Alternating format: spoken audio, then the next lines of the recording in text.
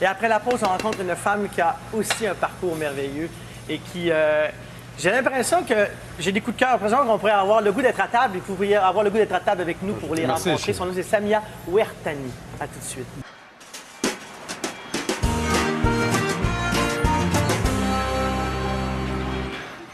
Son nom, elle s'appelle Samia Ouertani. Sa profession, agente immobilière du réseau lacapital.com. Première de sa région pour la 3e année consécutive. Bravo. Merci. On peut dire bravo quand même. Hein? Merci infiniment. Et bravo d'autant plus que, en fait, tu as dû gravir. On va juste remonter un peu en arrière pour voir l'ampleur de la montagne que tu as dû gravir avant d'arriver là. D'avoir tous ces honneurs. Tu es né où? En fait, je suis née à Marseille, en Marseille. réalité. Oui. Marseille, qui est considérée aujourd'hui comme vraiment une ville aussi maghrébine. Hein.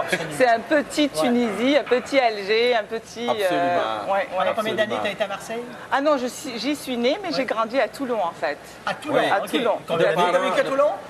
Jusqu'à l'âge de 16 ans, 17 ans quand même. De parents 16, tunisiens. 17 ans. De parents tunisiens, tous les deux, tout à fait. Donc une vie tranquille là-bas. C'est ça. Et puis à un moment donné, mes parents ont décidé de rentrer définitivement en Tunisie.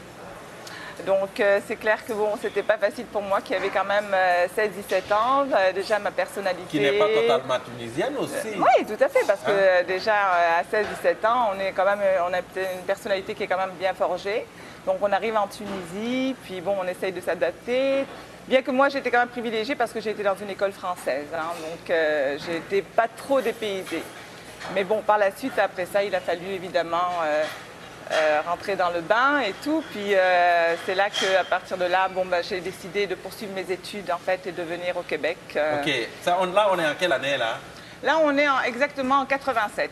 D'ailleurs, ça fait 23 ans le 19 juillet. Ça fait 23 ans exactement que je suis à Montréal. 87, le débarquement à Montréal?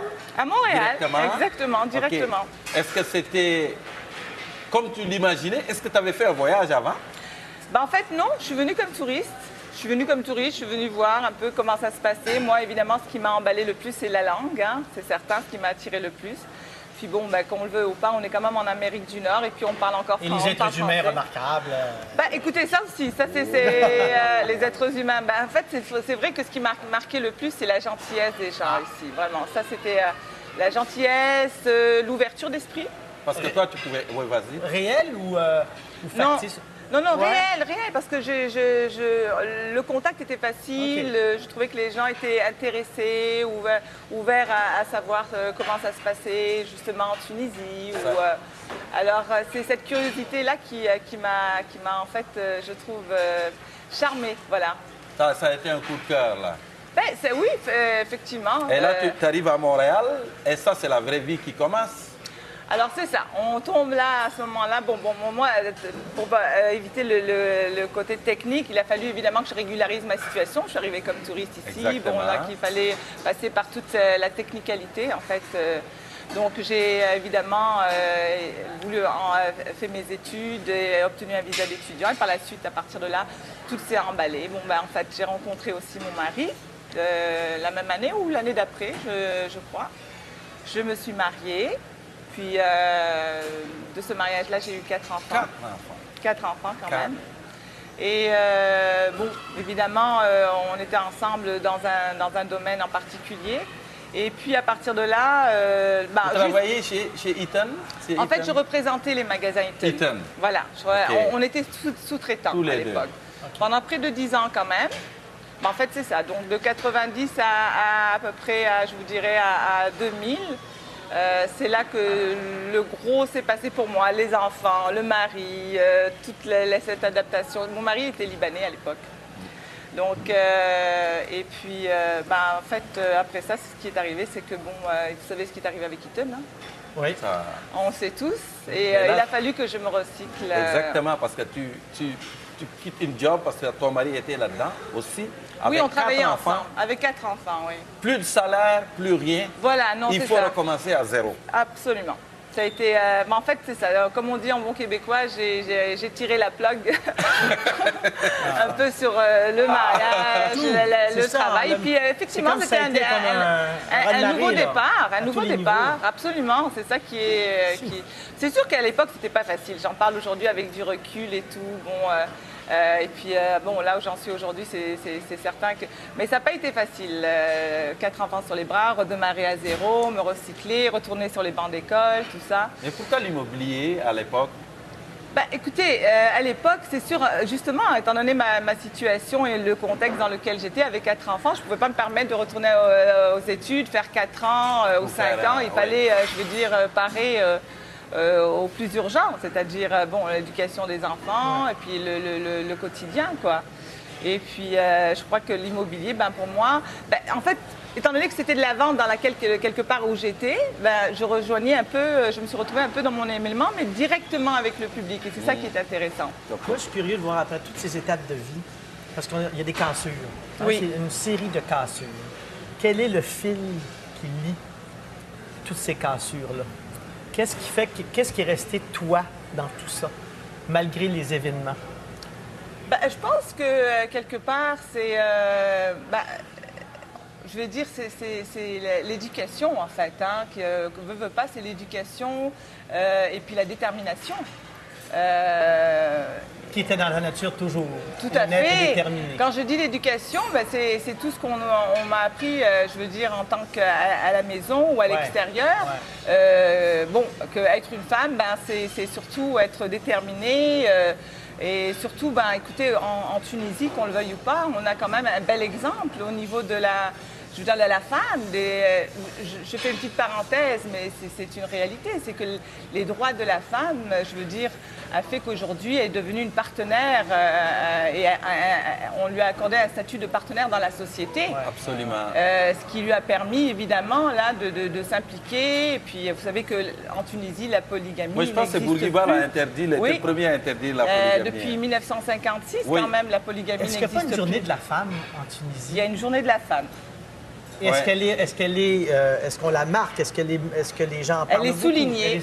Elle est soulignée d'année en année, puis c'est important. Et puis, en fait, je vous dirais que depuis, je veux dire, que la polygamie a été interdite, qu'on a accordé, je veux dire, même le droit de vote. Hein, je veux dire, on est quand même le seul pays arabo-musulman où la polygamie n'existe plus. C'est quand même intéressant de le savoir. Cet héritage de liberté et d'émancipation, dans le fond. Mais aujourd'hui, en fait, je vous dirais que l'éducation et l'avenir prend toute une autre dimension, justement, parce que, bon, ben, la femme est impliquée, puis que vous le vouliez ou pas, ben, elle en fait part aux enfants, et puis ça fait une différence. Donc plus heureuse pour toi d'y retourner de temps en temps. Oui. Plus facile pour toi à ce moment-là. Tout à fait, tout à fait. Mais ce qui est important, pour revenir un peu à votre question, Francis, qu'est-ce qui a fait que je suis allée de l'avant? C'est en fait cette détermination-là qui fait qu'à un moment donné, puis motivé, hein, avec 4 enfants, on n'a pas le choix, qu'on le veuille ou pas, il faut qu'on aille de l'avant. Il faut qu'on aille de l'avant, on n'a pas le choix. Je veux dire, on ne peut pas se morfondre sur son propre sort, et puis il faut vraiment... Bon, il faut dire que ça a été ma grande motivation. Et qui fait qu'aujourd'hui, ben, Et puis bon, il faut aimer aussi. Hein. Je veux dire, on fait pas les choses pour le faire. Le foulous, il coule à flot maintenant? Le quoi? Le flous. L'argent, quoi, l'argent. Le flous. Ah! Ben, écoutez, c'est beaucoup de travail, mais oui. Oh! Enfin, une qui la reconnaît quand même. Hein. Oui, c'est beaucoup de travail. C'est le fun de renouer aussi avec les racines, d'amener les enfants en Tunisie, parce que c'est ça la richesse aussi. Ben, aujourd'hui, c'est comme un petit peu un sentiment un peu d'urgence, justement, parce que les enfants grandissent. Oui. Et on a envie de leur transmettre un petit quelque chose. Et même un gros quelque chose au niveau de la langue, au niveau de la culture, au niveau... Puis pour moi, aller là-bas l'été avec les enfants, je suis quand même très fière parce que, bon, j'arrive encore à traîner ma grande de 19 ans et puis ma grande de 17 ans. Vous savez qu'à cet âge-là, c'est quand même assez... ils veulent aller être avec les copains, les copines.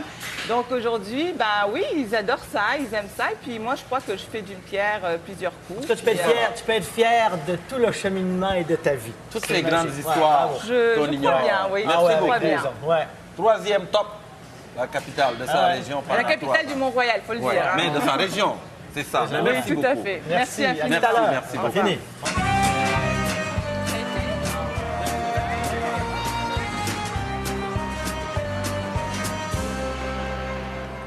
Ça, c'est le résultat final d'un couscous au mérou. Alors, on a mis un peu les légumes, la semoule, les légumes, le poisson et un peu de bouillon. À côté, étant donné qu'on n'est pas tous tunisiens et on n'aime pas tous l'épicé, alors on a mis un peu la harissa diluée et puis le bouillon selon la guise des gens, ils rajoutent si c'est sec ou pas. Parfait. Alors, goûtez. Bon appétit. Bon appétit. Bon Puis je vais appétit. enlever par ici, si vous voulez un peu de bouillon, Samia, est-ce que tu veux du bouillon? Oui, Oui, ça va, OK. Après ça, les gars, vous aurez du bouillon. Ouais, Vous n'en aurez pas. OK. Alors, moi, je vous annonce que la semaine prochaine, on est là aussi à 8h30 jusqu'en décembre. Claire Lamarche sera avec nous, Brigitte Lafleur, Edgar Fruitier, François Chartier et son acolyte Stéphane Moda vont venir nous parler de papilles et molécules encore. Et on reçoit un chef martiniquais pour continuer la découverte qui est le moteur de cette émission. Hein? Voilà, exactement. Qu'est-ce que t'en penses? Et je suis totalement Parle-moi de d'accord. ce Et que je t'as goûte à découvert. ce mirou, ce couscous. Là, c'est un couscous. Ouais. Là, c'est pas... C'est là, un vrai couscous. Là, c'est vrai, là. Mais les Ouest-Africains, ils disent couscous marocain. Je ne sais pas pourquoi, mais le couscous, comme ça, c'est marocain. Non, pas du tout. Sénégal, Mali, couscous marocain. Couscous marocain. Ouais, nous, on dit Mais des cerises de d'abord, il n'a France. pas la même couleur. Nous, on dit des cerises de France ici. Exactement. Ben voilà, qu'est-ce que tu veux. Mais alors, ce sont des cerises. C'est bon. C'est délicieux, Néji. Ah, c'est bon? Et il y a plusieurs années, j'ai vécu pour la première fois, j'ai dégusté pour la première fois avec ma blonde. On était dans un tournage en Sicile, puis j'avais mangé un couscous de poisson. Puis j'ai été surpris parce qu'en Sicile, je me dis pourquoi le couscous en Sicile? Et c'est totalement lié. C'est totalement lié parce qu'en fait, on dit toujours, les Italiens nous ont amené les pâtes et nous, on leur a amené le couscous parce qu'on est à 250 km de la côte sicilienne. Voilà. Et vous savez que nous, on est le 3e pays au monde, après la Chine, consommateur de pâtes. Ah! Ça, c'est important. Les Tunisiens. Il y a l'Italie, les Chinois et la Tunisie. Pas, mais Ouais. je mange. C'était bon? Ah, c'est Oui, super. c'est vrai? C'est super, merci.